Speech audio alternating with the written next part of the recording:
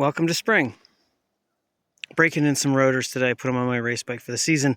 This is a preliminary review, not a ride after review of the Ashima AI2. Not an unboxing because I think this is stupid as hell. So I bought them because they're a single piece, 101 grams measured on the scale, 180 millimeter rotors.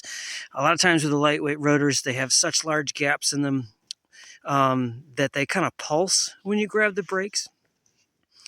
And then at speed they become a chatter, and then the rotors are worthless. You're not spooked by them, and it's almost like having anti-lock. So my concern with these was just that, because you can see the large gaps. So I was doing break-in, running up down the driveway to see how they bed in and how they mature. There is absolutely no pulse in them, which was refreshing.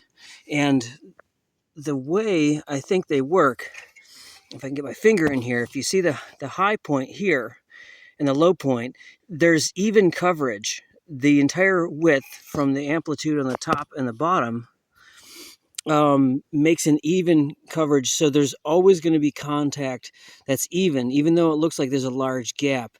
There's no like a lot of surface area to grab and then very little. So you get that kind of uneven pulsing through the brakes. The other thing you worry about is like because the gaps are so big, you're giving up surface area to compress onto the rotor.